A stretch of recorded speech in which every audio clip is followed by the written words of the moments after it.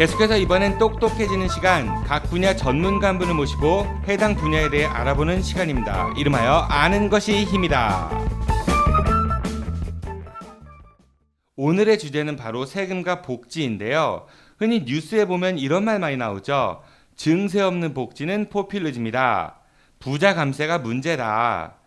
그렇다면 도대체 우리가 흔히 말하는 국민 혈세, 즉 세금이란 무엇이며 세금은 어떻게 운영되고 있는지, 그리고 세금 운영의 문제점들은 무엇인지 등에 대해 한번 살펴보도록 하겠습니다. 오늘 도움 말씀 주실 분은요, 공인회계사 류영수 회계사님 나오셨습니다. 안녕하십니까? 네, 안녕하십니까. 네, 오늘 첫 출연이신데요. 먼저 지금 심정이 어떠신지요? 심정은 뭐라 말할 수 없고요.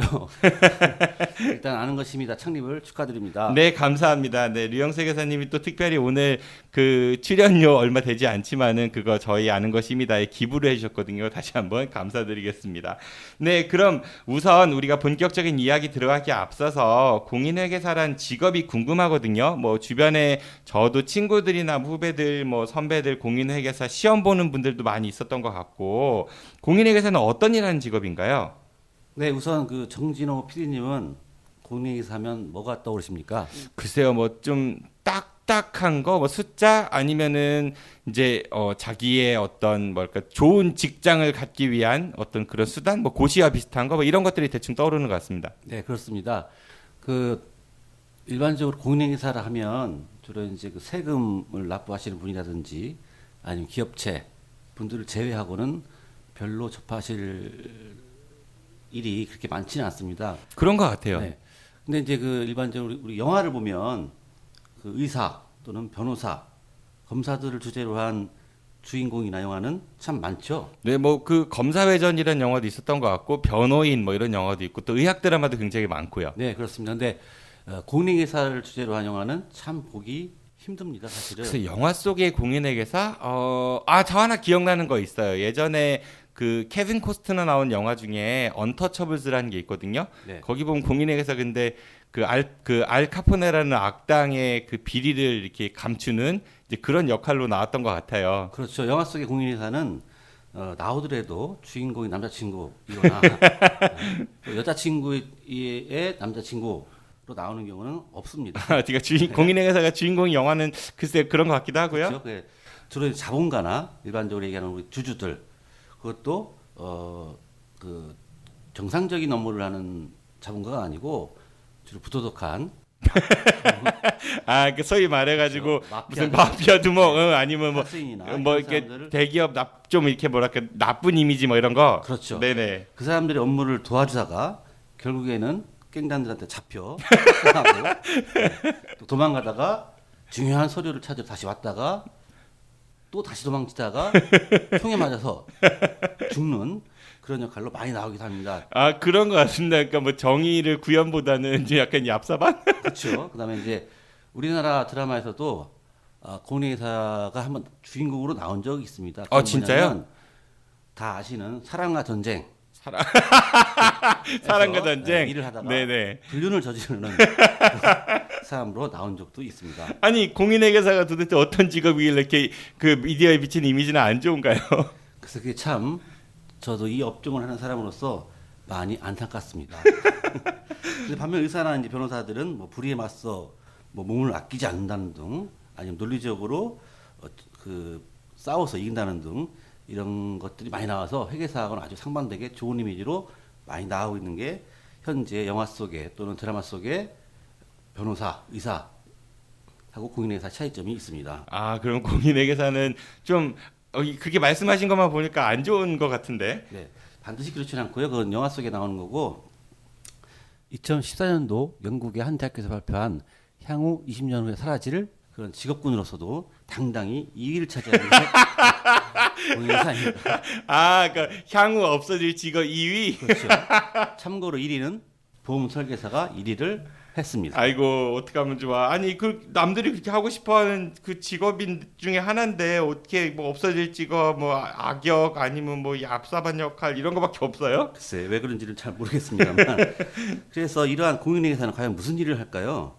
또 유사한 세무사들은 어떤 일을 하는지 한번 설명을 들어보도록 하겠습니다. 아, 그러니까 공인회계사하고 세무사하고는 다른 직종이군요. 네, 다른데 일이 많이 겹치죠, 사실은. 네. 그래서 그 공인회계사의 주요 업무는 회계 감사, 그다음에 기업의 자산부채 실사 등을 통한 재무제표에 대한 신뢰성 평가 및 각종 세금 관련 업무를 하고 있습니다. 반면 세무사님들은 이에 반해 주요 업무가 주로 세무 관련 업무에 한정돼 있습니다. 아, 그러니까 공인회계사분들은 회계 감사나 재무제표를 업무의 영역에 있고 회계사분들은 세금 부분만 한다. 네. 뭐 이런 얘기신 거죠? 네, 세무사분들은 근데 말이 조금 어려운 것 같아요. 네, 뭐 어렵죠? 회계 재무제표 뭐 이런 말들은 좀 머리 아파지기 시작하는데.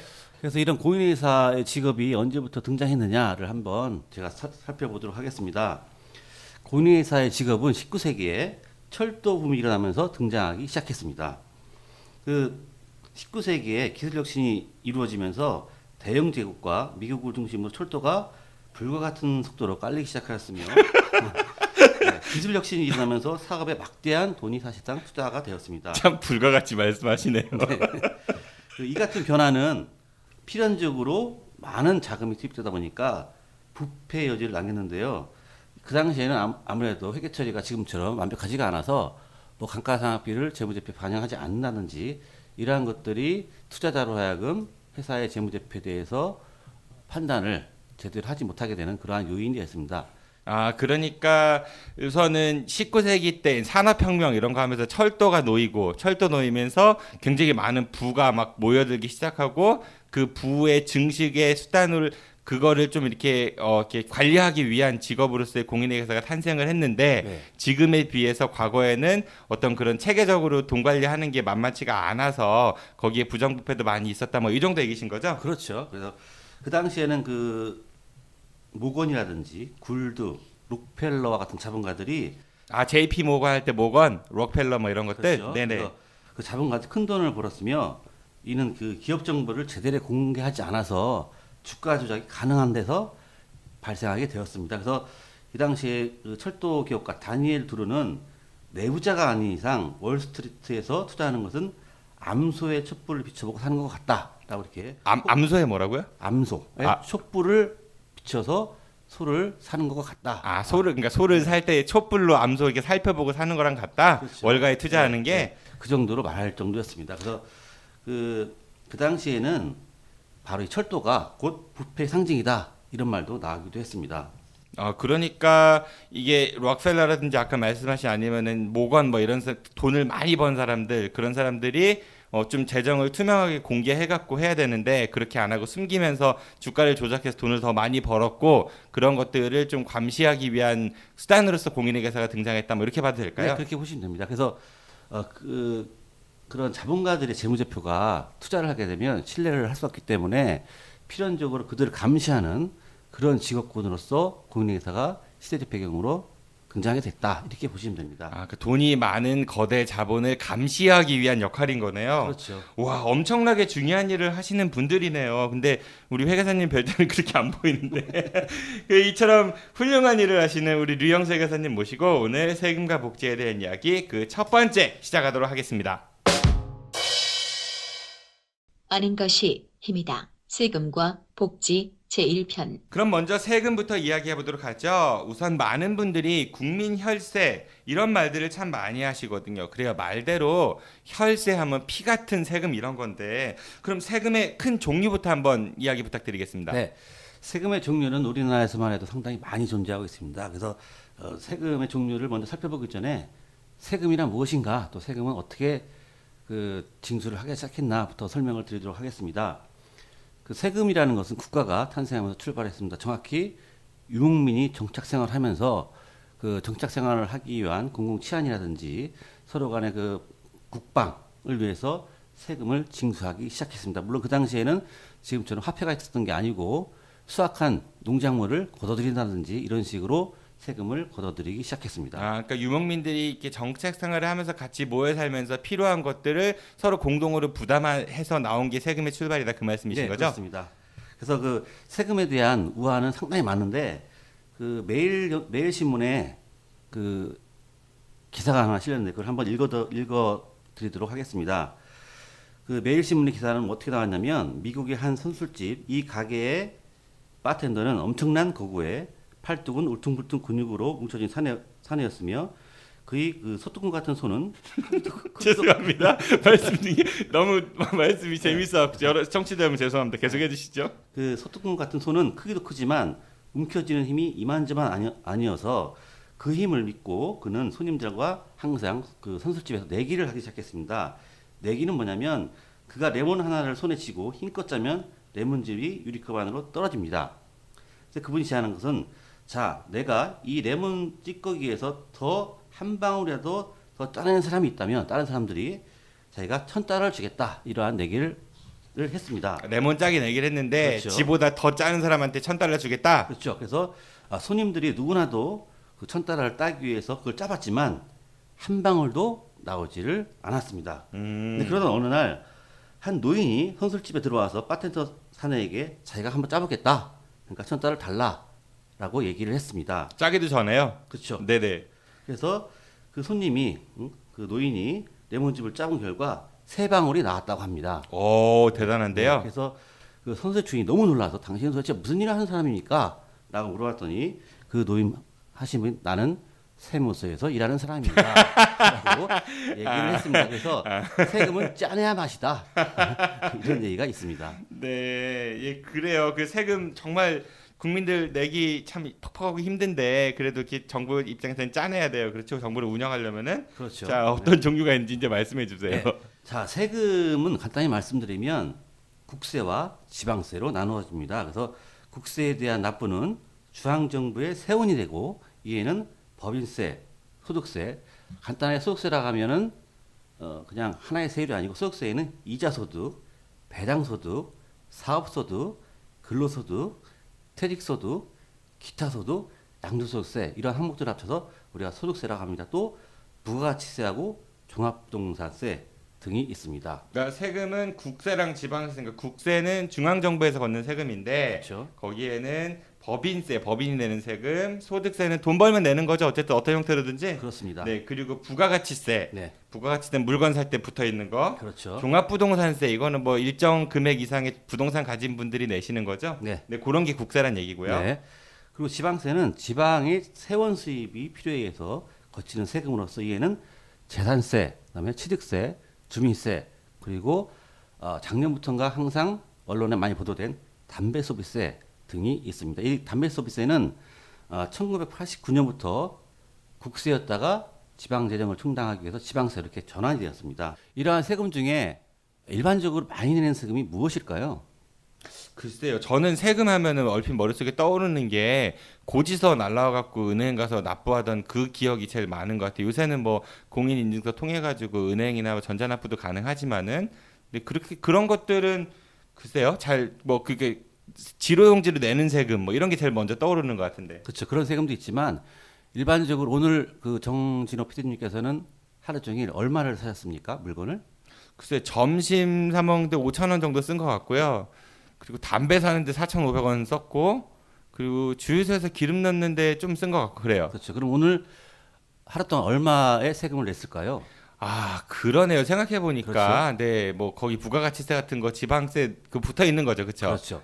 점심을 5,000원어치 사 먹었으면 그 안에 부가세 10%가 포함됐기 때문에 정확하게 454원을 세금을 내셨습니다. 아 그렇죠? 네. 그다음에 주유를 오늘 예를 들어서 8만 원치 했다. 그러면 그 중에 60%가 세금이다. 이렇게 정말로요? 보시면 됩니다. 네. 오 오늘만 해도 상당히 많은 돈을 세금으로 납부를 하신 것으로 이렇게 아유, 성실 생각을 납세자네. 하시면 됩니다.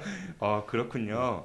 그래서 이러한 세금을 보시면 방금 말씀드린 부가가치세 또는 담배소비세, 주민세 등이 세금 징수가 우리가 아는 것과 같이 소득에 비례하여 징수하는 세금이 아니고 이러한 세금을 간접세다 이렇게 얘기를 하고 있습니다. 그래서 이러한 간접세는 소득이 많든 적든 납세자들이 동일하게 세금을 내기 때문에 이러한 세금의 문제를 우리는 소득의 역진성이다라고 해서 말이 많기도 합니다. 아, 좀 어려운 말 나온 것 같은데 그러니까 우리가 고지서로 내는 세금은 직접세인 거고 네. 물건 살 때라든지 이렇게 붙어 있어가지고 그냥 사면서 자연스럽게 내는 거 간접세다. 주로 그리고 그런 게 많죠. 그리고 그 간접세는 뭐 부자든 가난든 직접세야 고지하는 액수에 따라 다르지만은 뭐 담배를 살 때 예를 들어 가지고 부자든 가난하든 다 똑같은 값에 사니까 그 같은 세금을 내고 그런 것들을 세금의 역진성이다 이렇게 말씀하시는 거죠? 네, 맞습니다. 네, 그 종류도 엄청 많네요. 그렇다면은 이렇게 해서 한 해 거치는 세금이 대략 얼마 정도가 되는지요? 네, 2015년도 4월 19일 국가통계 포털에서 발표한 자료를 보면 이 자료가 이제 2015년도에 발표했지만 세수 현황 2014년도 세수가 얼마나 거쳤는지 나와 있습니다. 이 자료를 보면 총 세수 중에 195조가 2014년도에 거쳤다. 총 세금이 195조 원이나 거쳤다는 얘기인 거죠? 네, 그렇습니다. 그래서 이걸 보면 이 직접세 중에 소득세가 차지하는 비중이 27%, 아까 설명드렸죠. 소득세가 뭔지를. 네, 돈 벌면 내는 거. 네, 그다음에 법인세가 21.8%. 그러니까 소득세는 개인이 내는 건가요? 그리고 그렇습니다. 법인세는 법인이 내는 그다음에 세금이고. 네, 부가세가 29.2%를 차지하고 있는 것으로 나와 있습니다. 그러니까 개인이 내는 소득세가 27% 정도, 법인세는 21.8%, 네. 부가세가 29% 정도란 얘기군요. 그렇습니다. 네네. 그 저희가 살고 있는 대전청에서 발표한 자료를 보면 여기서 대전청이라고 하면 대전에만 국한되는 것이 아니고 대전, 충남, 충북을 얘기를 합니다. 국세청 대전청 얘기하시는 거죠? 그렇죠. 네네. 그 대전청에서 거친 세수를 보면 총 12조에 달합니다. 지방세인가요, 그거는? 아닙니다. 국세 지방세는- 중에서 네. 대전에서 거둔, 그러니까 그렇죠. 대전 지방국세청에서 거둔 게 12조 원이다. 네. 그 중에 소득세가 26%, 법인세가 21.7%, 부가세가 12.2%를 차지하고 있습니다. 그러면 소득세하고 법인세는 얼추 중앙하고, 그러니까 전체하고 비슷한 것 같은데, 부가가치세는 우리는 전국 대비는 29% 정도인데, 네. 우리 지역은 12.2%라고 했으니까 좀 네. 뭐 소비가 좀 둔화됐다 이렇게 이해도 될까요? 네, 그렇게 보셔도 맞을 것 같습니다. 그런데 그렇군요. 반면에 네네. 지금 말씀드린 건 대전청, 대전, 네. 충남, 충북을 포함한 거고 네. 대전을 보시면 대전은 총 세수가 3조 3천억. 3조 3천억. 국세가 네. 거쳤으며 이 중에서 소득세가 33%, 법인세가 19%, 부가세가 46%가 거쳤습니다. 그럼 대전은 소비 도시인 셈인 그렇습니다. 거네요. 네. 그리고 법인세가 적으니까 회사 활동이 좀 적은 거고. 그렇죠. 여기서 말하는 대전의 그 세수는 대전광역시에서 거둔 게 아니라 국세청, 그러니까 정부에서 걷다는 얘기인 거죠? 그렇죠. 네. 그다음 이제 더 재밌는 사실은 이 세수 중에 주세가 차지하는 비중이 어떤 세금이요? 주세. 주세. 예, 저희가 주세 해가지고 주세. 주세. 네. 술 마실 때 내는 세금. 네네. 그렇습니다.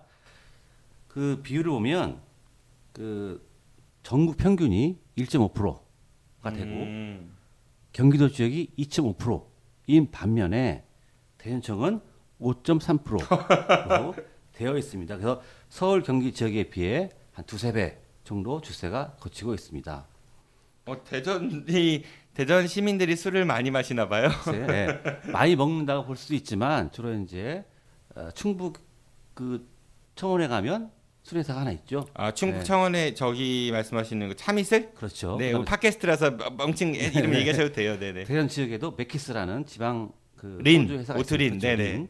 아마 그러한 영향도 있지 않나 이렇게 생각이 듭니다. 그러니까 술 회사가 있기. 근데 술 회사가 있다고 술이 잘 팔리는 건 아니잖아요. 근데 공장에서 나갈 때 네. 술회사에서 주세를 납부를 합니다. 공장에서 출고할 때 내는 세금이 플러스 돼가지고. 그렇습니다. 근데 그거를 이제 일반 소비자들이 소비행위를 할 때 술 가격에 주세가 포함되어 있습니다. 그렇군요. 그러면은 우리가 뭐 2014년 기준 아까 말씀하신 게 총 세수가 195조? 엄청난 돈인데요. 그렇게 세금을 걷었어요. 그래, 정부에서 국세를, 지금 국세 얘기하고 있으니까 국세를 걷었습니다. 그 세금은 어디다 주로 쓰나요? 자, 세금이 어디다 쓰이는지 먼저 살펴보기 전에 연도별 국세청 세수 징수 현황을 한번 살펴보도록 하겠습니다. 그러니까 매해 얼마씩 걷었나? 네.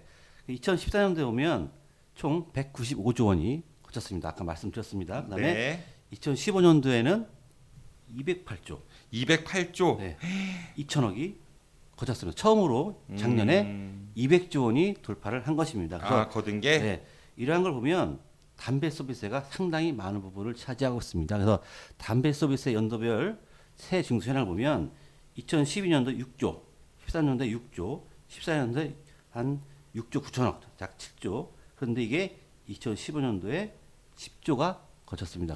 4조 이상이 늘었다는 그렇죠. 얘기네요. 그래서 현재 2016년도 담배 서비스의 예상 세수 징수 액수는 13조 이렇게 되어 있습니다. 2배 가까이 되네요. 네, 그렇습니다. 그래서 정부에서 국민의 건강 증진을 위해서 담배 서비스를 인상하겠다라고 말을 했지만 실질적으로는 세수 증대가 커서 정부의 말이 맞지 않다. 또 서민의 돈을 뺏어간다. 이러한 얘기가 나오는 게 바로 이러한 것들이 예로서 나타나기도 합니다. 정말 그런 것 같아요. 예전에 담배값 인상한다고 했을 때 뭐 서민 증세다 이런 얘기 많이 했었잖아요. 그렇습니다. 뭐 이따가 우리 얘기 나오겠지만은 오늘 말고 다음 시간에 나올 것 같은데 법인세 인상 뭐 관련된 뭐 논란들이 많이 있습니다. 정치권에. 근데 뭐 담배값은 사실은 담배에 붙은 세금은 부자든 가난하든 똑같이 내는 세금이니까 세금 부담은 상대적으로 가난한 사람들이 더 많이 지게 되는 거고, 근데 그 세금의 그 수입이 세수가 7조에서 13조 원으로 늘었다라고 하면은 좀 이렇게 문제가 있긴 있는 것 같아요. 네. 네, 그럼 또 세금이 어디에 주로 쓰이는지 좀 말씀해 네, 주시겠어요? 세금이 주로 어디에 쓰인다기보다도 그 한 해의 살림을 하기 위해서는 국가가 예산을 땁니다. 그래서 조세 수입을 통해서 어디에 쓸 건지 따름 아니면 차관 또는 국채 발행을 통해서 그 예산을 짜가지고 지출에 대한 용도를 결정을 합니다. 그래서 말이 좀 어려서 예산을 짠다는 건 돈 쓸 계획을 세우는 거고, 그렇죠. 차관은 뭐죠? 차관은 그 저희가 이제 예를 들어 근로소득자 예를 들면 근로소득자가 가정을 끌어나갈 때 잠시만요. 근로소득자 하면 이제 월급쟁이. 그렇죠. 예, 샐러리맨들이 네. 가게를 끌어나갈 때 근로소득 갖고는 즉 한 달 월급 갖고 다 생활할 수 있으면 그 가격에 맞춰서 쓰겠지만 만약에 모자라다 그러면 어떻게 합니까? 은행으로부터 대출 받죠? 그렇죠. 그걸 차관이라고 합니다. 그러니까 대출 받은 돈이 차관이다. 네. 그럼 국채는 뭔가요?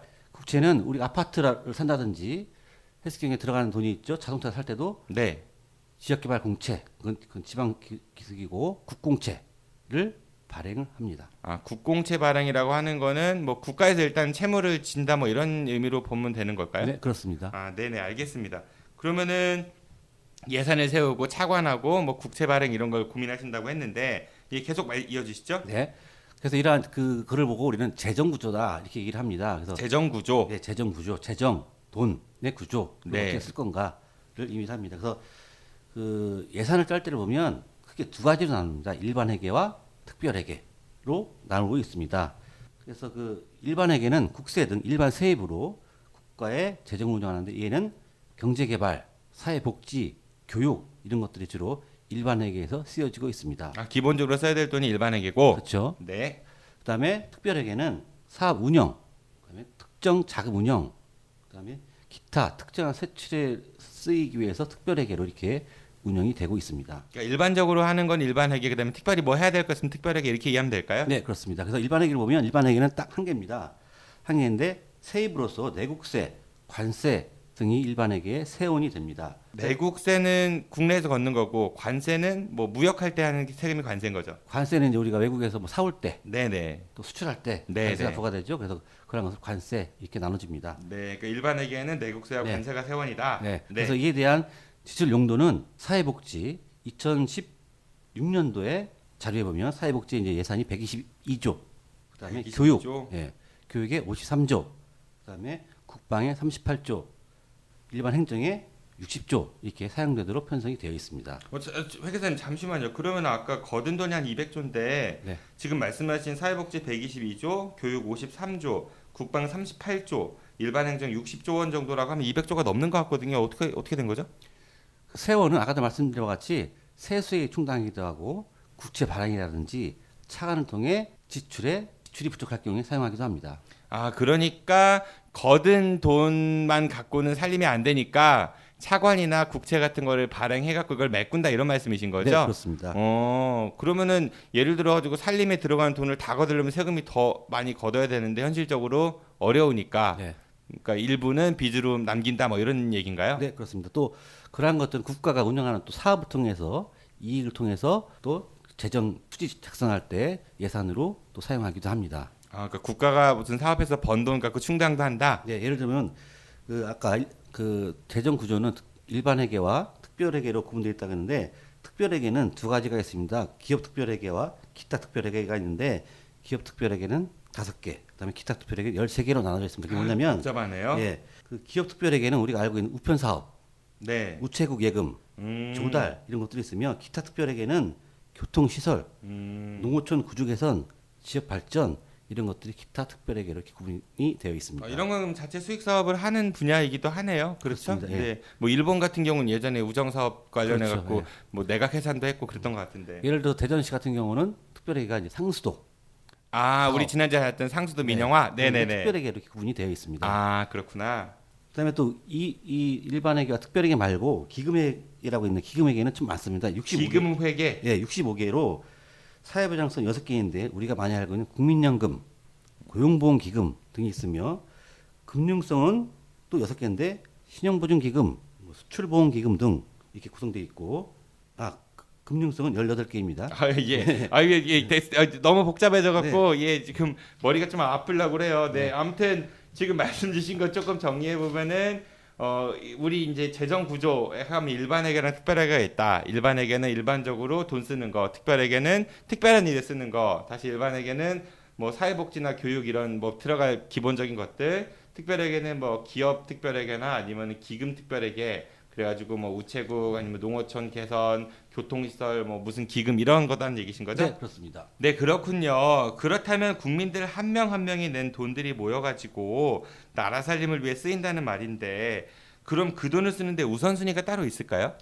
우선순위가 따로 있다기보다도 그 정부의 성격에 따라서 복지 분야에 많은 신경을 쓰게 되면 사회복지 분야에 예산을 많이 책정을 해서 지출을 할 것이고 국방 분야에 많이 신경을 쓴다면 국방 예산을 좀 더 세워서 지출을 하는 것입니다. 그래서 참여정부 또는 성격에 따라서 예산 순위가 달라지겠습니다.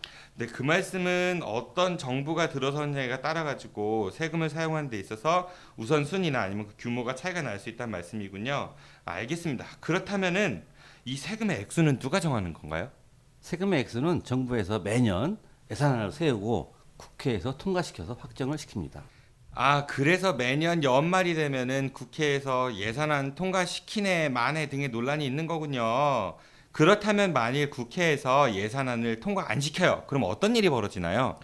예산안 부결 시 재상정에서 예산안을 통과시켜야 합니다. 그런데 만약에 이러한 예산이 통과가 지연될 경우에는 어떤 현상이 발생하냐면 정부는 계속비로 준예산을 편성해서 집행할 수가 있습니다. 계속비? 네. 그러니까 계속 사업을 하는 비용이다 뭐 이런 얘기인 거죠? 계속비라는 건 뭐냐면 수년에 걸쳐서 국회에서 의결을 한 사업을 얘기를 합니다. 쉽게 얘기하면 4대양 사업 이런 것들은 예산이 통과 안 되더라도 아직 마무리가 안 됐다라고 하면 준예산을 편성해서 집행할 수 있다. 이렇게 보시면 됩니다. 아, 그러니까 기존에 국회에서 통과시켰던 사업들에 한해서는 신규 예산이 편성 안 돼도 계속 해야 되니까 준예산이라는 걸 편성해 쓸 수 있다 이런 얘기인 거죠? 그렇습니다. 근데 이러한 예산안이 계속 의결이 안 되면 의결될 때까지 어떤 현상이 발생하냐면 민간 보조금, 그다음 사회복지 보조금, 교육기관 보조금 등을 지급할 수 없게 해서 국민들의 불편이 초래되는 현상이 발생을 합니다. 아, 그러니까 그 기존에 통과됐던 거는 그냥 지원을 해주는데 새로 발생되는 사업들에 대해서는 예산 지원이 안 된다는 거죠? 그렇습니다. 그럼 굉장히 많은 혼란이 야기되겠네요. 그럼 정부하고 국회 관계가 되게 중요한 것 같은데 알겠습니다. 그렇다면은 이렇게 확정된 세금 누가 어떻게 걷나요? 우리나라의 과세제도는 신고납세제도하고 부가가세제도 이렇게 두 가지로 나눕니다. 잠깐만요. 신고납세 제도와 부가과세제도. 그러니까 예. 부가는 뭐 돈을 부과한다 할 때 부가인 그렇습니다. 거죠? 네네. 이 부가가세제도는 뭐냐면 정부가 납세제도를 확정시켜서 납세자에게 납세 고지서를 발부하는 형태의 세금을 우리가 부가가세제도다 이렇게 보시면 돼요. 이러한 세금에는 재산세, 자동차세 이러한 것들이 있습니다. 아, 그러니까 말이 조금 어려운 것 같아서 쉽게 풀어보면 이런 거네요. 정부에서 돈을 딱 정해놓고 그거 내 하고 고지서 낸다. 그럼 우린 내야 된다 이런 거죠? 그렇습니다. 재산세나 자동차세처럼. 네. 네네. 그리고 그다음에 신고납세제도는 납세자가 스스로 자기가 한 해 동안 얼마 벌었으니 자진 신고해서 세무서에게 신고 후 납부하는 것을 신고납세제도다 이렇게 보시면 됩니다. 이러한 신고납세제도에 대한 세금은 소득세, 법인세, 부가가치세 이러한 것들이 있습니다. 만약에 이러한 신고납세제도가 오류나 탈루가 있으면 정부가 세무조사 대상이 되는 세금 등을 얘기를 합니다.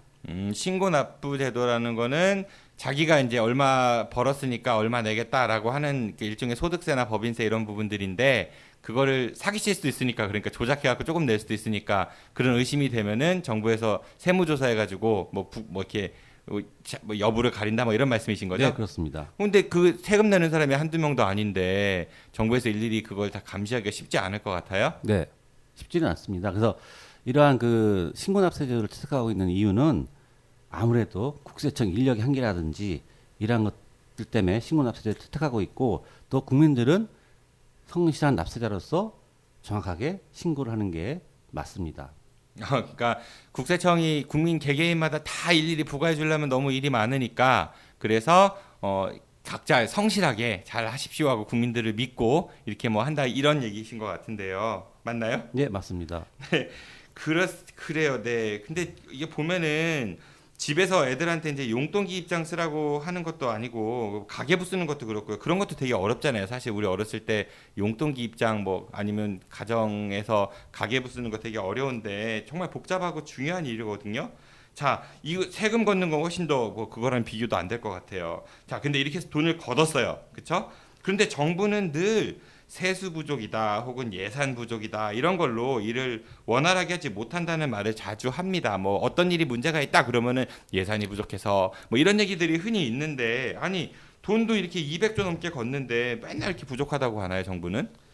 그 예산은 정부가 한 해 동안 어느 정도 세수를 확보해서 어떻게 지출할 것인가라는 것을 예산이라고 우리가 얘기를 하고 있습니다. 그래서 예산 부족이다라는 얘기는 실제 정부가 예산안을 확정시키고 이에 대해서 예를 들어서 뭐 경기가 불황이다라고 하면 당연히 세수가 들거치겠죠. 이럴 경우에 예산 부족 현상이 발생할 수도 있고 또 예산 낭비 요소가 있으면 다른 사업에 지출할 돈이 부족하게 되겠죠.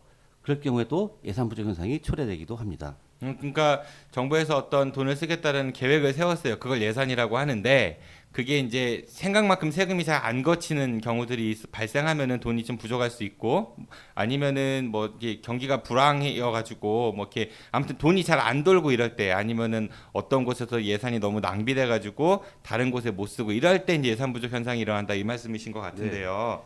그다음에 이러한 예산 지출은 그 잉여자금으로 발생하면 즉 돈이 남는다라고 하면 차기 예산으로 편성이 되고 부족할 경우에는 추경을 받아서 편성을 하거나 아니면 국공채를 발행하거나 아니면 차관을 발행을 해서 예산 부족 현상을 보충하기도 합니다. 그러니까 예산이 만약에 남으면은 그거를 잉여 예산 그러니까 이제 남은 거 세이브해 갖고 다음 해에 넘긴다 이런 얘기인 거고 예산이 부족할 경우에는 돈을 땡겨 와야 되는데 그걸 추경이라고 뭐 얘기하는 거죠?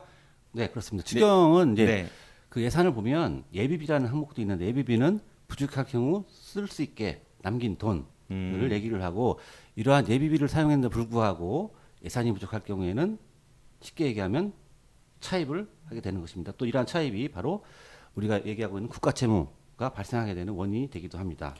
그러니까 우리가 이제 예산이 이제 부족하게 되면은 이제 빌리거나 아니면 국공채 아까 말씀하신 거 그런 거 발행해 갖고 돈을 충당한다 뭐 이런 말씀이신 것 같은데 돈을 어디서 빌리나요?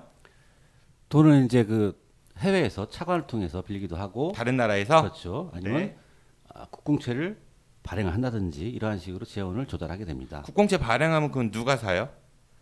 그 국공채를 발행하게 되면 누가 사냐면 이제 우리가 이제 국공채 투자한다라는 개념도 있죠. 그런 개념도 있고 또 이제 건설을 많이 하다 보면 아파트 구매 시 국공채를 매입하게 되죠. 그러한 경우에 국공채를 발행하게 됩니다. 그러니까 우리가 뭐 예를 들어 자동차 같은 거 살 때 뭐 공채 매입 뭐 이런 거 있는데 그런 거를 많이 발행해서 돈을 충당한다. 그러니까 그거 공채는 세금은 아닌 건데 세금처럼 쓰이는 이제 그런 거네요. 그렇습니다. 그래서 우리가 아까 이제 회 계사님 말씀이 한 해 예산, 그러니까 그 세수가 돈을 걷는 게 정부에서 한 200조 정도 된다고 했는데 뭐 신문이나 뉴스 보면은 우리나라 예산이 뭐 400조 뭐 육박했다 이런 거 많이 보는 것 같아요. 그러면 걷는 돈은 200조인데 쓰는 돈은 400조예요. 그러면 그런 차액 200조 이런 게 빚으로 국가의 빚으로 다시 말해 국가 채무가 된다 이런 말씀이신 건가요? 네, 국가가 사업을 해서 뭐 운영자가 있으면 충당이 유사지만 부족할 경우에 결국에는 차관을 통해서 재원을 조달하게 되는 것입니다. 그러면은 빚이 장난이 아니네요. 지금 200조 걷어서 400조 쓰는 거면 마이너스 200조인데 장난이 아닌 거네요. 네, 그렇습니다. 그 국가 채무를 보면 정부가 발간한 2015년도에서 2012년까지 국가 재정 운영 계획이라는 게 있습니다. 그 내용을 보면 국가 채무 관련 재정 총량은 GDP 대비 40% 초반으로 책정해서 관리한다는 계획을 세우고 있습니다. 여기 보시면, 잠시만요. 네, 그러니까 GDP라고 하면 우리나라 국내 총생산을 의미하는 거죠. 그렇습니다. 그러니까 우리가 총 생산하는 거에 40%는 빚으로 쓴다 뭐 이런 얘기인 네, 건가요? 그렇습니다. 뭐 예를 들어 가지고 내 월급 연봉이 1,000만 원인데 그중에 400만 원은 어디서 꿔다가 쓴다 뭐 이런 얘기로 네, 이해하면 그렇습니다. 되겠죠? 예. 네네. 그래서 이 내용을 보면 국가채무가 예상입니다만 국가채무가 2016년도에는 645조, 17조에는 692.9천억 돼 있고 2018년도에는 731조, 그다음에 2019년도에는 761조 원으로 예상을 하고 있습니다. 그러니까 우리 빚이 굉장히 많네요. 그러면은 네, 근데 이게 국가채무가 GDP 대비 40% 초반 수준으로 관리한다는 것을 국가가 계획을 하겠는데 이렇게 국가채무가 계속 증가한다는 건 어떻게 보면 GDP가 지속적으로 증가한다 이렇게 보시면 되겠죠. 그러니까 내가 연봉이 1,000만 원에서 400만 원 대출 은행에서 받았는데 내 연봉이 2,000으로 오르니까 은행에서 800을 대출해 주더라 뭐 이런 개념인가요? 네, 그렇습니다. 근데 아. 이 내용을 가만히 들여다보면 재미있는 현상이 하나 있습니다. 그건 뭐냐면 이 국가채무 증가율을 보시면 2016년도에서 2017년도까지 8%, 17년에서 18년도까지는 7%, 그 다음에 5.6%, 4% 이렇게 국가채무가 증가하는 것으로 나타나 있습니다. 근데 GDP 증가율이 과연 이렇게 발생할 것인가라는 것을 보면 각종 리서치 자료라든지 경제 성장률 지표를 보면 앞뒤가 안 맞고 있는 게 국가 재정 운영 계획상을 보면 약간 좀 이상한 우리 내용이 회장님이 있습니다. 스텝이 좀 꼬인 것 같은데요. 제가 듣기로는 이런 것 같아요. 그러니까 예를 들어 가지고 이렇게 국가 채무 GDP 이런 말이 어려우니까 내가 수입이 지금 1,000만 원이야. 그래가지고 400만 원 대출을 받았는데 내년에는 수입이 2,000만 원이 될 것 같으니까 800으로 빚을 늘리고 후년에는 1,000만 원.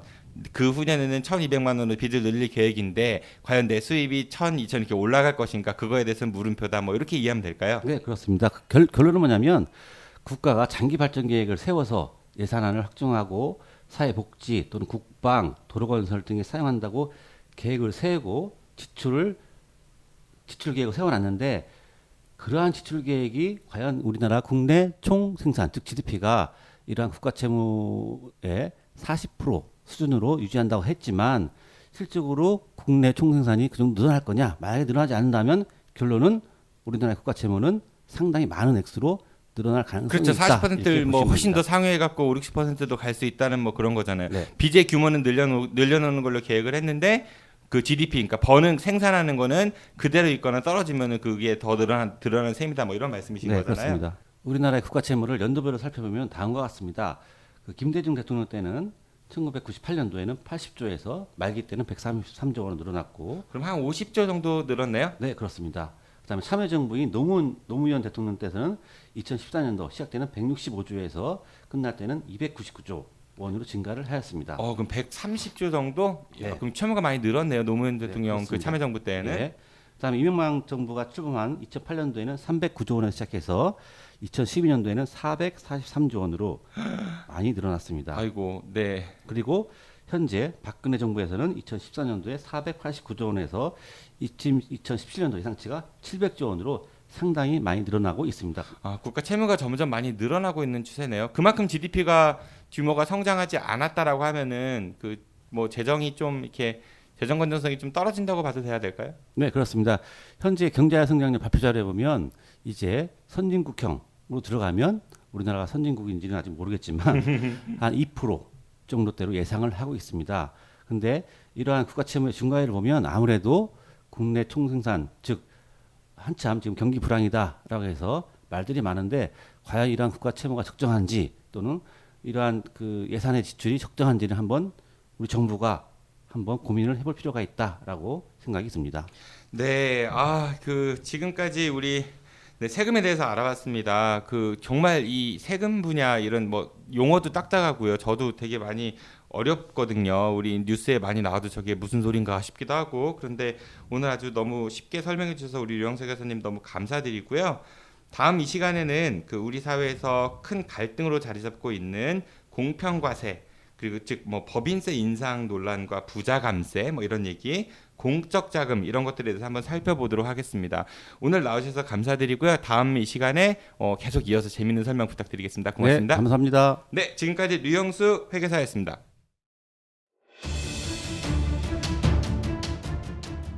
대전 충청도 결코 지진에서 안전지대가 아닙니다. 물론 자연재해는 인간의 힘으로 막을 수는 없겠지만 최선의 대비책은 늘 갖고 있어야겠죠. 아울러 우리 지역에 있는 원자로가 가진 위험에 노출되어 있다는 사실은 너무나 충격적이었습니다. 하루빨리 시민들이 피부로 느낄 수 있도록 관계 당국의 조치가 필요할 것 같습니다. 싸움은 정든다 단소리 쓴소리 그 첫 방송을 마칩니다. 지금까지 엔지니어 김도연, 제작 대한미디어그룹 아는 것입니다. 그리고 진행의 정진호였습니다. 함께해 주신 여러분 고맙습니다. 다음 방송 때까지 안녕히 계십시오.